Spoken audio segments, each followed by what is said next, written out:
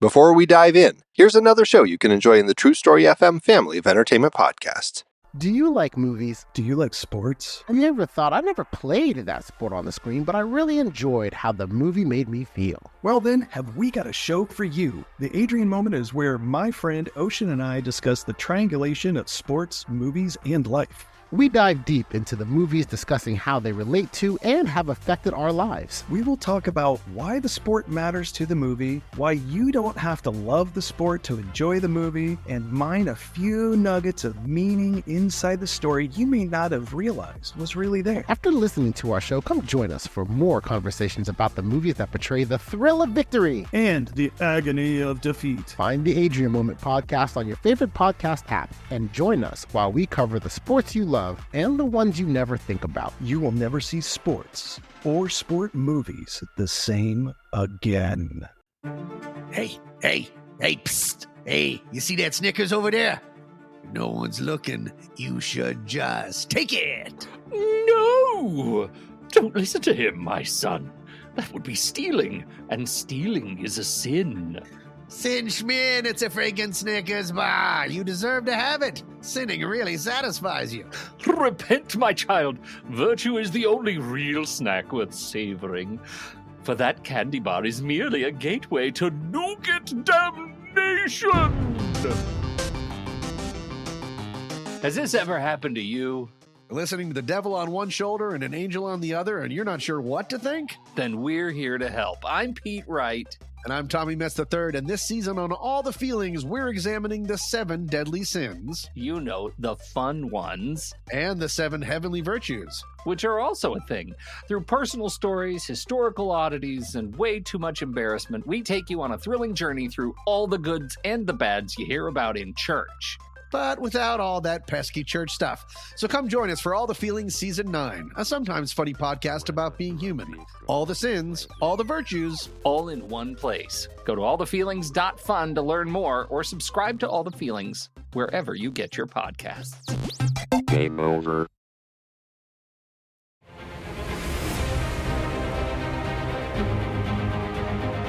Welcome back to the Marvel Movie Minute, a weekly podcast which we disassemble a film from the Marvel Cinematic Universe into 5-minute segments and then examine it in obsessive and occasionally hilarious detail. I'm Kyle Olson from the Storywell podcast. Hey, and I'm Rob Kubasko. And Kyle. Yes, sir. Did you know that the Holman projector was a pneumatic mortar anti-aircraft weapon used by the Royal Navy during World War II? I was not aware of that. Okay, let me tell you a little story. Please do. This was designed by Holman's, which was an English machine tool manufacturer, and they produced a number of models during the war years.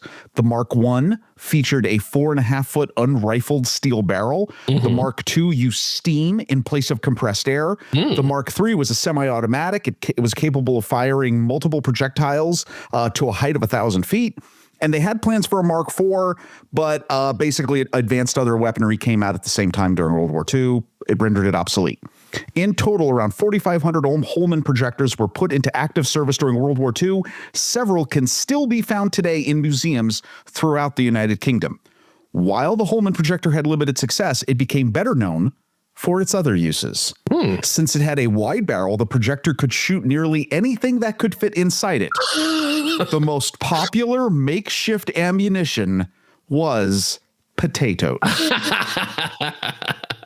Now, this was interesting because I was like, well, where did the potato gun begin? Right? Yeah. At the time this is happening, World War II, in the early 1940s, at the same time, there was an inventor who sold his patent for a smaller toy-like spud gun to a man named E. Joseph Cossman for $600. Cossman, the brother-in-law of Uncle Milton Levine, I think it's Levin or Levine, Uncle Milton Toys, not related to Milton Bradley. This is actually a different thing. Yeah. This guy sold 2 million spud guns in 6 months. And around the same time, a Mexico City company named Welco created a similar model of a spud gun with a metallic appearance. Thomas Welch, a Mexican Jewish chemical engineer, developed a spud gun, and he named it Tierra Papas, Spanish for potato shooter. Ah, okay. I did not realize that all in the mid-early 20th century, potato guns they proliferated everywhere. Yeah. Who knew people were shooting each other with potatoes so much? Who knew this was happening? Also, I don't want to get hit by a potato for like, I mean, I'm okay with like the little tiny piece, but I mean, potato guns. Who knew? Only here. During as a kid, seeing these like on shelves, like kind of making a thing. I mean, sort of like in the Cracker Barrel used to have the on the shelf. I remember seeing those. Well, and by the way, brilliant, because in the modern toy potato gun, one, ammunition is cheap, and all you need is a potato, and you just keep digging the thing into the potato. That's right. You have the skin seals the compressed air area. And by the way, you get hit with a piece of potato, it can wake you up. That's right. That's right. So potatoes are flying, and so are the jokes here as we get to minute 41 of Iron Man 3 from 2013, directed by Shane Black and written by Shane Black and Drew Pearce.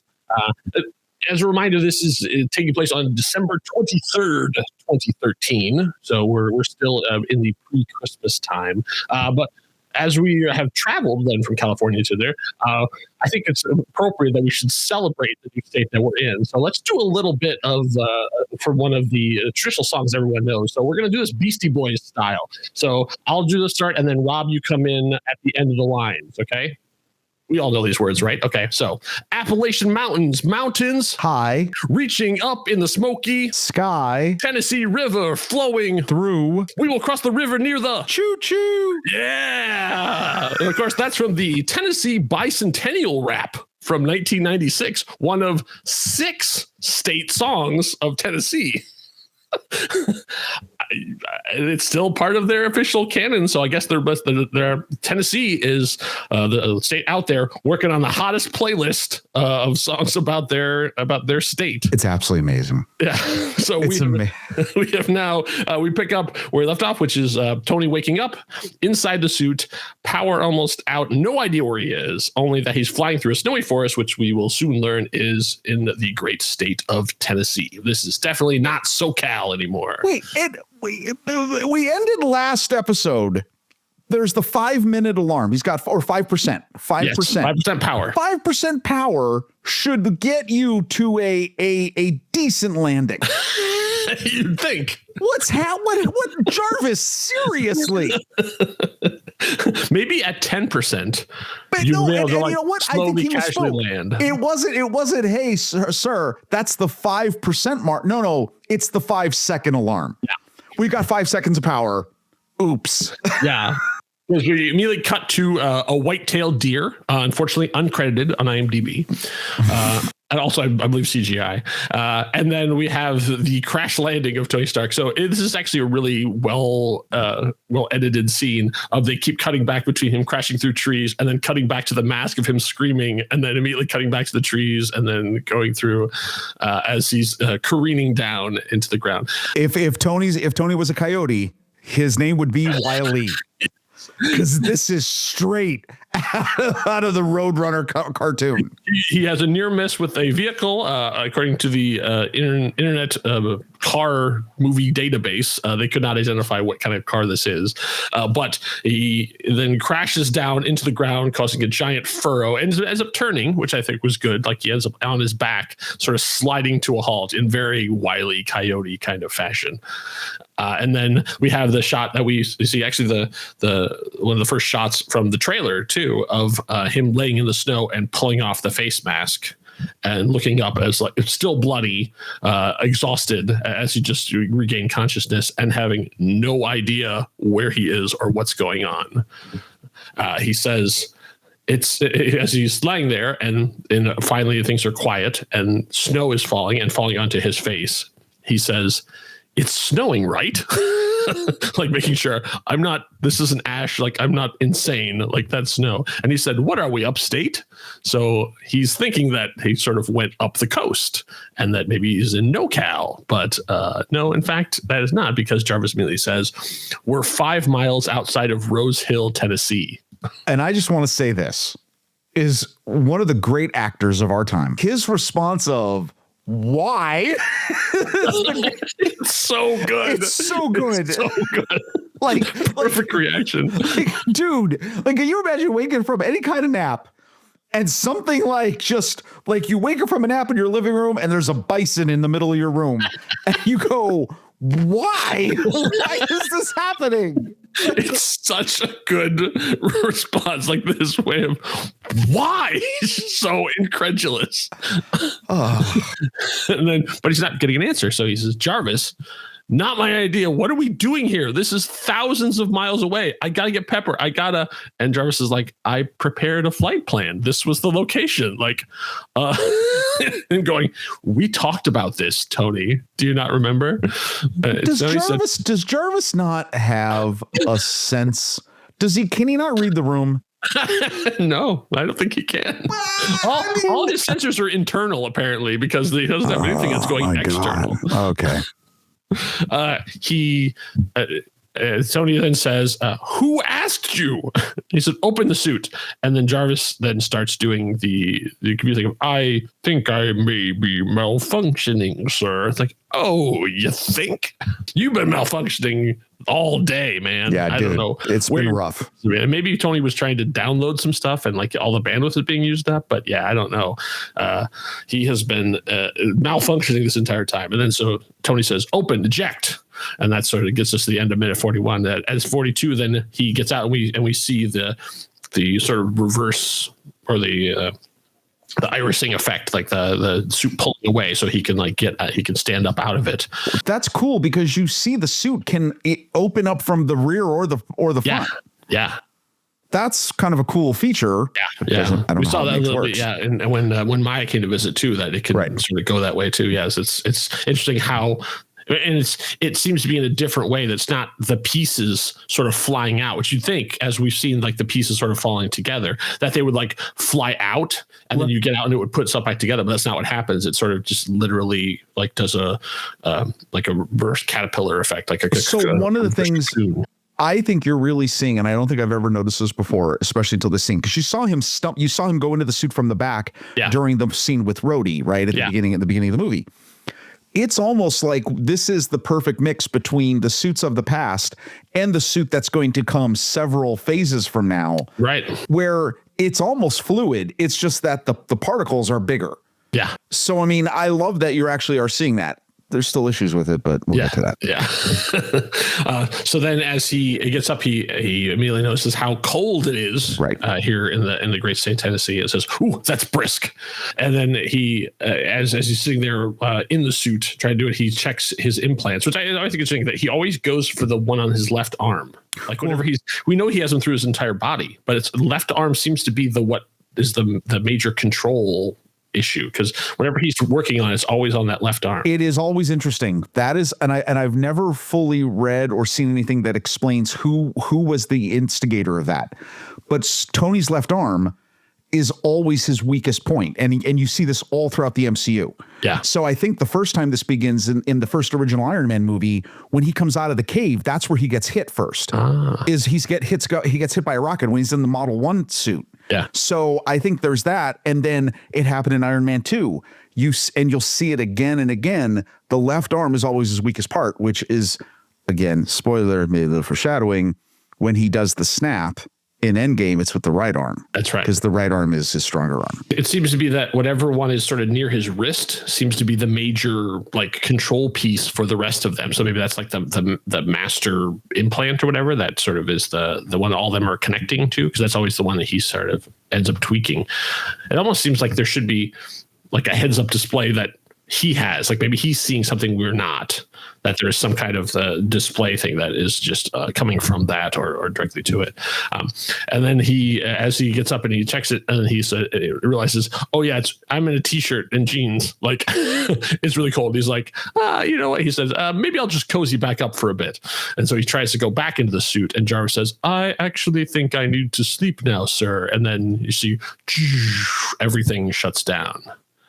But it's interesting also that we see that even though there's technically Jarvis is not functional and there is no power, the suit still manages to like close itself up, because I don't understand. There, he says, Jarvis, don't leave me, buddy. Like it's this really sad sort of moment of like that he's now alone with this thing, because the next time we see is him then with this the full suit has closed back up again, and he has made some sort of makeshift rope or something, and is then dragging it through the snow. So it's like literally, and once again, there's another metaphor there too of like he's literally dragging this thing is the thing that he made.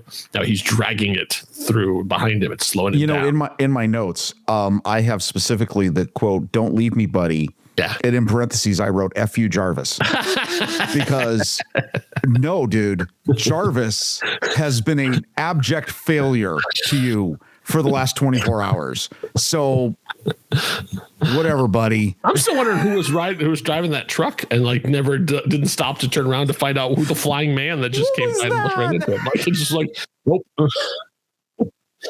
Or the deer should have came back and licked him. Like, oh, buddy, you're going to be okay. Like, Downton Abbey's on. I got to get home. Yeah. So then that was another that was used in all the trailer stuff too, of him like walking through the snow, like silently, like no score playing anything going through. But as he gets through, then he sees it. And, you can always trust your car to the man who wears the star, as he finds a Texaco station. So Texaco began as the Texas Fuel Company in 1902 in Beaumont, Texas, where the two things they believe in are oil and not dancing. Oh, boy. Because a slightly different version of Beaumont was the setting for Footloose, starring Kevin Bacon, who also exists canonically inside the MCU. Yes. Yeah. He made it home, right? No, he did. Yeah. He did. We see then Tony standing there, looking, and he goes into a phone booth. Kids, I assume our audience is younger, might not know what a phone booth is. And I'm not going to do the history of phone booths, but yeah, there used to be a time where you'd have to go physically to a phone and do it. And so in this one, you'd have to actually pay for it. You have to put with coins. Remember coins? You didn't put coins. It feels so old. Or you had an MCI long distance card. That's right. Or Sprint. Or as David Arquette would tell us, a 1-800-COLLECT. Oh my God. And you could make the call. Oh boy. Well, wait. Not only that, what's the real, to me, the nostalgia clip here was the Texaco station. Yes. Yeah, I grew up with Texaco stations. Oh yeah. That's the vintage logo, like from before the last one, I think, or one of the last ones they had. Yeah. Texaco was your Quick Trip or your Sheets or your Buc-ee's or whatever. I mean, it was Texaco. That's it. Yeah, they even got a shout out in Back to the Future Part 2. Yes, actually, all the Back to the Futures. Mexico is a constant through their thing. So I assume this was a hey, are we allowed to use this? As opposed to the Sun Oracle Snap-on thing of like paid advertisement. I assume it sort of came that way of like, no, it's got to, like I could feel that meeting of like, no, it's got to be Texaco. Well, there was something. Oh, I didn't look this up. They merged with Chevron or somebody. Yeah, okay. There's a whole history of all that stuff. They're not officially like their own thing anymore, right. But they're still out there. So and then we get into some mild racism. So outside the store is what's called this is the quote you can look on Wikipedia, is called the Cigar Store Indian. Now I don't want to say Indian is not the most normally used phrase and stuff too, but that's what it is. So this isn't incredibly racist. It's only mildly racist as far as my research was thing. So essentially what this was a symbol to indicate we sell tobacco here. Right. In the same way that like the 3 gold balls are for a pawn shop and the spinning pole is for a barber shop. The idea was this: you'd put this out in front of your place as a way of saying we sell tobacco here. And of course, digging further down deeper, you get into a whole slew of representation and tobacco and the history of colonization and stuff too. But so just this was a thing all through from like I think from the 1800s on. This has always been a thing. Let me tell you something. If you want to ever question something that maybe you're like, hey, I don't know about this. When you go to its Wikipedia page, yes, and when you look under the See Also section, and you read the things under this one, you go, oh no. Yeah. Yeah. This is not the forum. Nope. These kind of things. There are good people doing good work out there, and you should refer to them because we are not equipped to handle this. But there it is. I don't know why it's here, but there it is. So Tony then pulls a serape off of the carved wooden Indian, the cigar store Indian, and then takes it for himself. And then he gets into the next thing we see is him inside the phone booth. You can barely see him, but then we see the Iron Man armor like sitting against it, like a toy that he's just placed up against it. And then you see that he's made a call, and you hear a computer voice saying, "Stark secures server, now transferring to all known receivers." So he has some sort of basically Tony has an 800 number. Like he has some kind of a line that he can call into, and from that he's not only is a secure line, but it says transferring to all known receivers. So he's sending like a message to the cloud, and then it's going to send it out to a bunch of different places, to wherever Pepper might be. So we're going to find out when she gets it. Not in this episode, but I believe it's the next one. But I would imagine then, in addition to how she does get it, like it also might have been a voicemail, also might have been an email, like it might have been a whole thing that it blanket covers it to make sure that the message gets through. But Tony says, "Pepper, it's me. I've got a lot of apologies to make and not a lot of time." So we're minute 42. 42 comes to an end. And as he continues on, then his whole monologue is, first off, I'm so sorry I put you in harm's way. That was selfish and stupid, and it won't happen again. Also, it's Christmas time. The rabbit's too big. Cool. It's not anymore. He's done. Sorry. And I'm sorry in advance because I can't come home yet. I need to find this guy. You got to stay safe. That's all I know. I just stole a poncho from a wooden Indian. Can I just say this monologue is very sweet. I mean, it's actually Tony, the first 2/3 of it.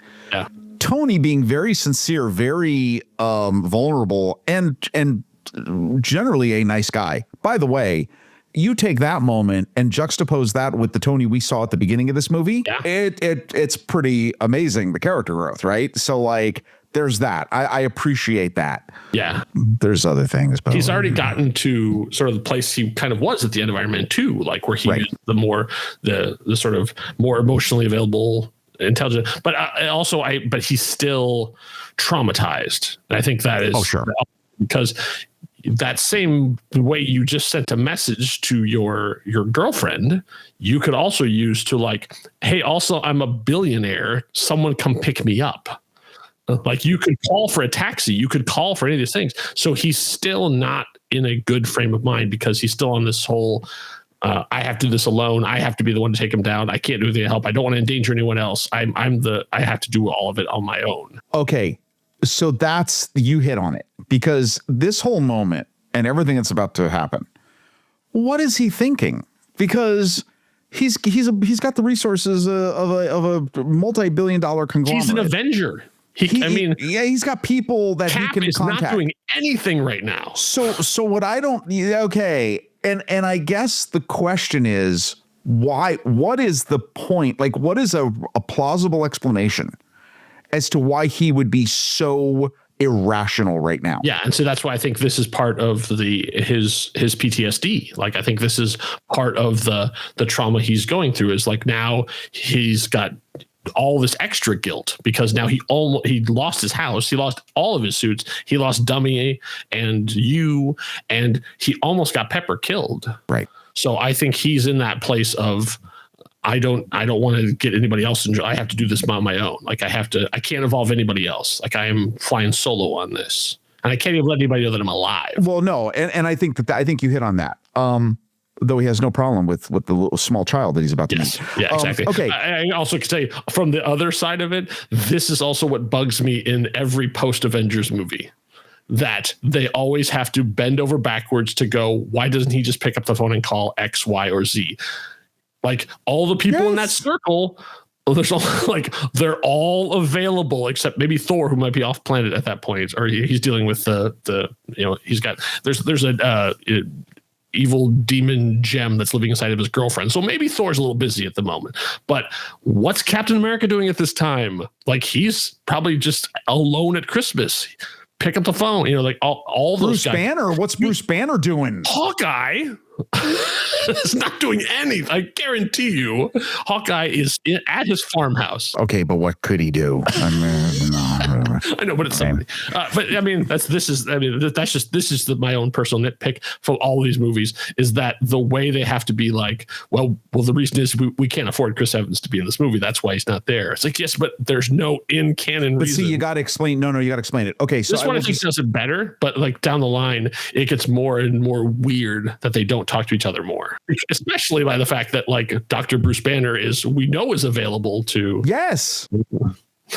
He's the perfect spoiler one. alerts, like no, I mean there's some, again, plot. I understand there's plot devices. Yeah. Does it bother you that one, he was able to put the suit back together fairly quickly from when it was open and Jarvis died, and he's dragging the suit all around? Yeah. How much does the suit weigh? Yeah, that's a good question. That the closing up doesn't bother me as much, because I would assume that he has something built in to make it so nobody could just get in.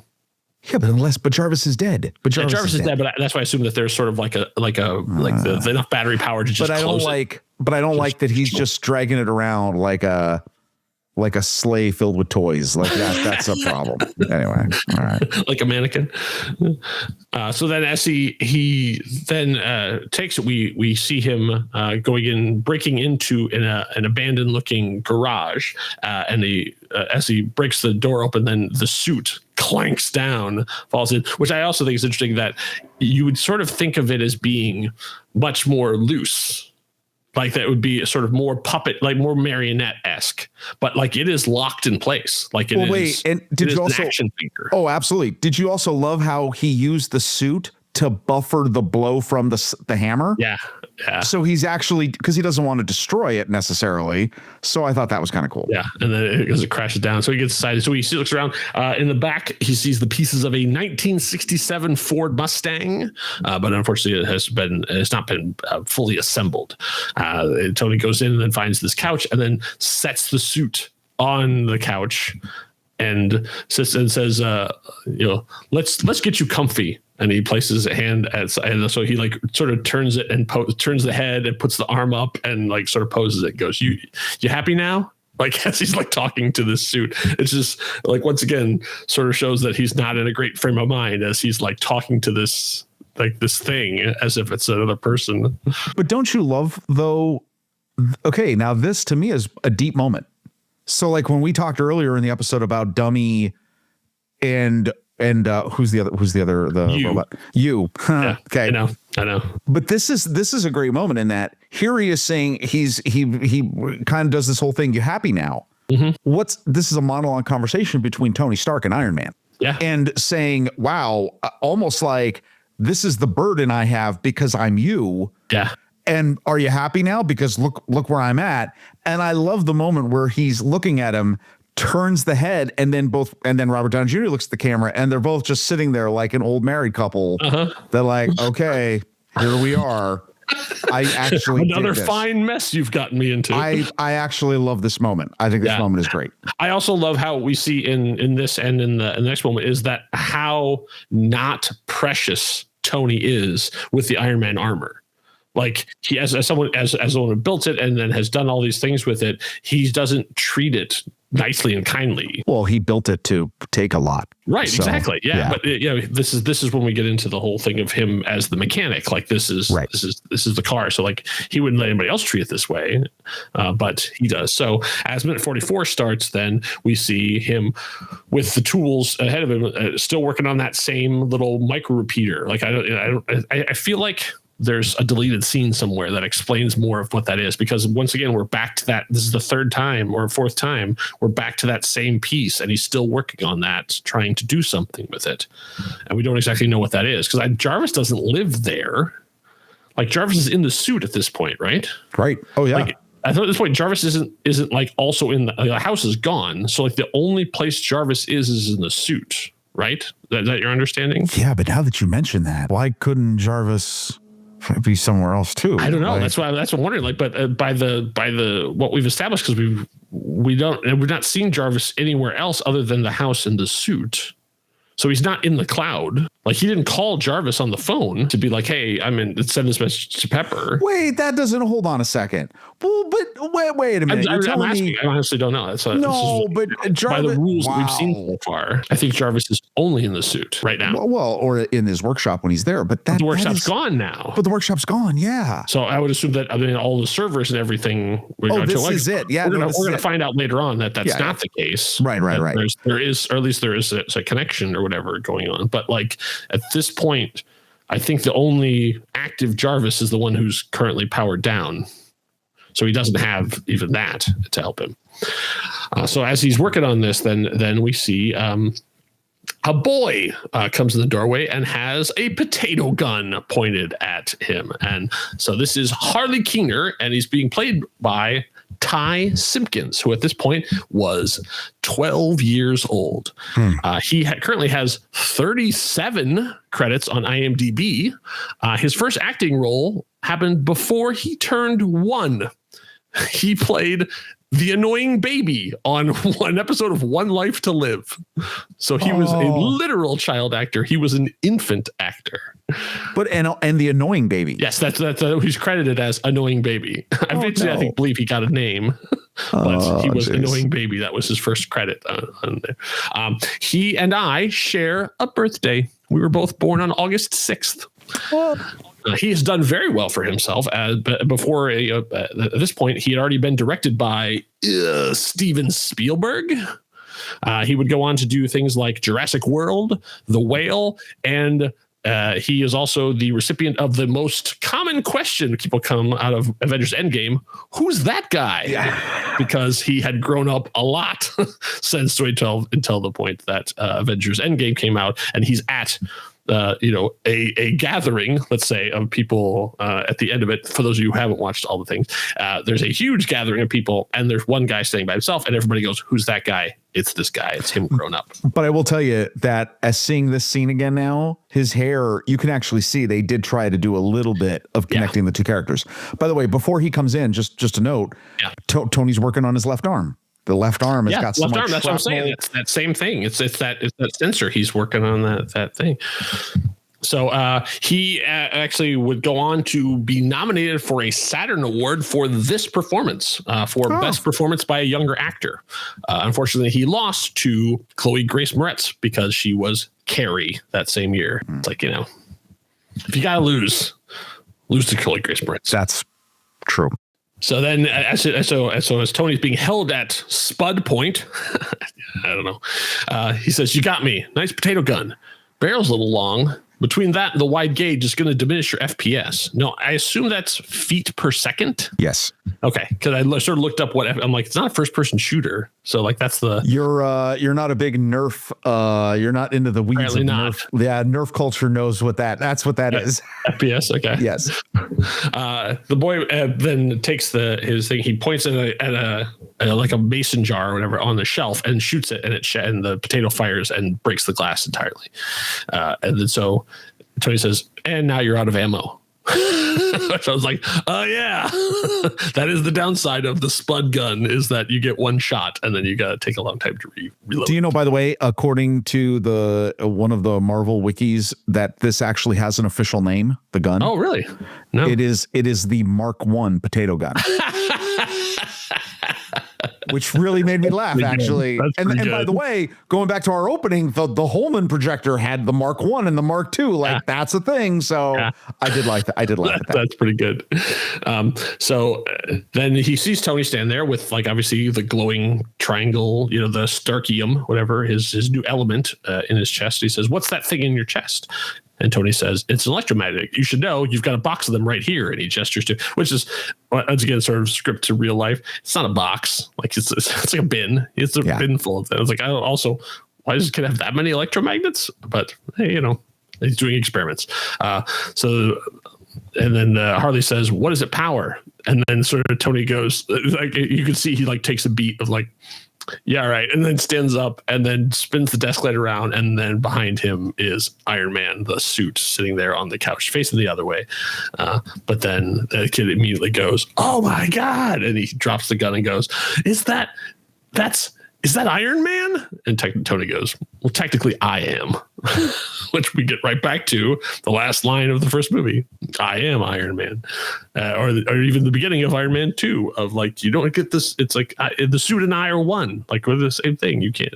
He says, "Well, technically you're dead." And he gives Tony a newspaper and it has Tony's pictures on it. And the headline says, "Mandarin attack, Stark presumed dead." And did you recognize the picture they chose for him? Oh, from the Senate hearing. The Senate meetings of Iron Man 2. Yeah. Yes.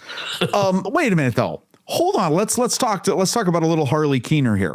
He's playing the whole time he's talking to him. He has the paper. He says you're dead. He knows it's Tony Stark. The moment this kid who is a budding Tony Stark, as soon as he knows who Tony Stark is, he sees the glowing arc reactor. He knows who this person is. He knows. Yeah. He's playing him the whole scene. Yeah. That makes me laugh. Yeah. And that also that he's trying to impress someone that is one of his idols. Yes. You know, like he's like all this whole thing. Both of them are sort of doing a little bit of a pantomime here, a little bit of a bit. Yeah, because he's like kids just don't care around newspapers. Like he probably from the window saw him dragging across his yard, see him dragging the Iron Man armor, and it was like, holy crap, Tony Stark's in my backyard. He knows it's Tony Stark. Okay, the newspaper. Is it the Daily Times? That's what it is? I believe so, yeah. December 23rd, we see that December 23rd, 2013. The other headline, altered river flow is cause for concern. Did you find anything on that? What is that? No, I assume it was just more, lorem ipsum. You know, they just like had to put stuff together. Can I say this? There's a missed opportunity here. Yeah. This paper only has 2 headlines. Right. You could have hidden something in there. Who knows what you could have hidden? But I'm surprised at that. And I will say, I have tremendous respect for everybody who works in the design of these types of things. We've talked about this in previous seasons. Yeah. There seems to be a lot of missed opportunities here. Like we've talked about this, where even like the HUD projections that we've seen in the Iron Man suit up until now, fairly basic. Yeah, just giving you the basic thing. Maybe that's the whole prototype nature of this particular suit, is it doesn't have all the fancy stuff on it. That's a really good actual in-world answer to that question. But it is surprising to me that it seems like all of the designed elements in here so far, there's nothing sneaky. There's nothing hidden. I don't know. That could have been, to me, that's a lost. Unless, and maybe that's a director's choice. You know, like maybe Favreau was much more interested in all of that sort of crunchy in-world bits and stuff too. And Shane Black's just like, I don't care. Like I want to see the guy. Like I'm here because of Tony. I'm not here. That's a good point. That's a good point. So maybe it's like what you decide to put your attention on. Right. So then Harley walks over and looks at the suit as the other and says, "What happened to him?" And Tony says, "Life." I'm like, oof, man, I never felt that more. Like, do you know, I gotta tell you, like, oh, yeah, man, I feel that. Tony, I don't remember how great some of these very quick 1-2 word phrases from Tony are good in this movie. I still am happy with and you talked about this last episode, the stopping. Yeah. Like that was great, especially when he delivers it. This line. Yeah, life, kid. Get ready for it. It's okay. It's really good. He said, "I built him. I take care of him. I'll fix him." Which is like, once again, him. You know, it's that whole thing of like, are you talking about him or are you talking about yourself? Because but I see this is the stuff where I feel like Robert Downey Jr. shines, and I think Shane Black is a great director of Robert Downey Jr. Because he gets him into this sort of place where he can do this kind of stuff, and he's not just quippy and stuff too. Also, I think Robert Downey Jr. and Ty together are great because as opposed to playing Harley as like a real wide-eyed fanboy, this kid is sort of like, cool. Like the way he plays is just like everything is just keeping it mellow. Like you really could have had this whole thing of like, I can't believe Iron Man's in my garage, like this whole thing, but he's just sort of like, neat. Like he's like, you know what? He's like already going, yeah, this is gonna be a pretty good day. Wait till I tell my mom. Like just the even keel of Harley Keener is great. So then Tony says, "I'll fix him." Harley says, "Like a mechanic?" And Tony says, "Yeah, kind of like, you know what? Yeah, I am a mechanic." And so they immediately, this is what I love too, as opposed to like, oh, and he goes, "Oh, if I was building Iron Man and War Machine," and then Tony says, "It's Iron Patriot now." And Harley's like, "That's way cooler." And Tony's like, "No, it's not." Okay, but I gotta tell you though, is the kid messing with him? Because I think so. The I really kid do. knows it's Iron Patriot now. He's clearly. Maybe that's. I mean, I don't know how big of that They news made story a that huge was. deal about it. Yeah, It was- but you know, he doesn't watch CNN. he reads the paper. He has the paper. I don't know. That was weird. There was a little bit of this where I'm like, okay, we're saying things for the punchlines, which I get it. Yeah, It's yeah. fine. I mean, that's Shane Black for you. Yes. So Harley says, anyways, I would have added the retro, and then Tony says retro reflective panels, and he says to make him stealth mode. You want a stealth mode? Cool, right? That's actually a good idea. Maybe I'll build one.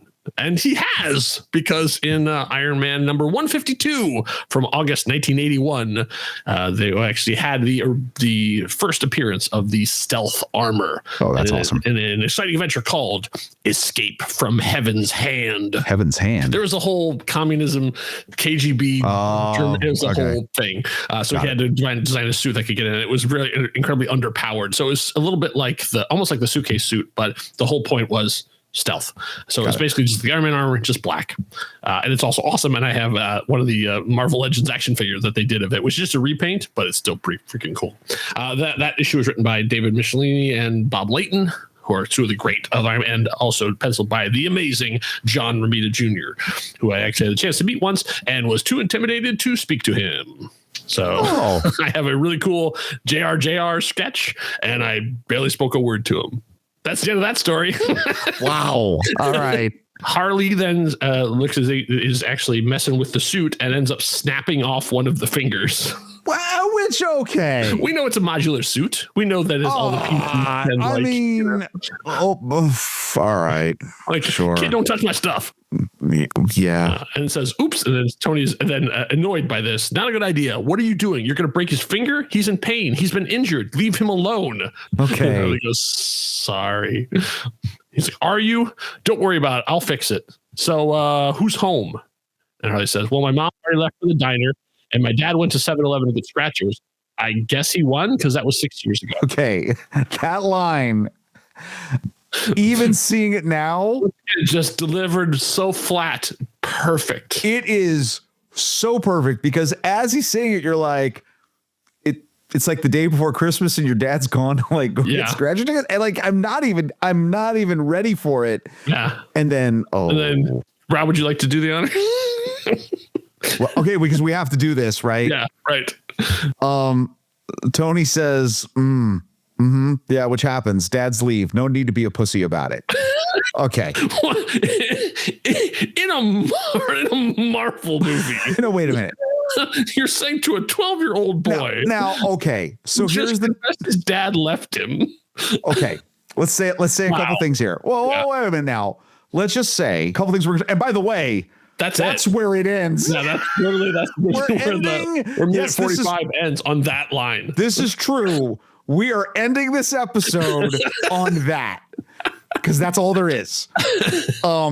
And no, you didn't hop into, the James Bond movie minute. No. And we've just been introduced to Pushy Galore. Like we haven't. No, this is something else entirely.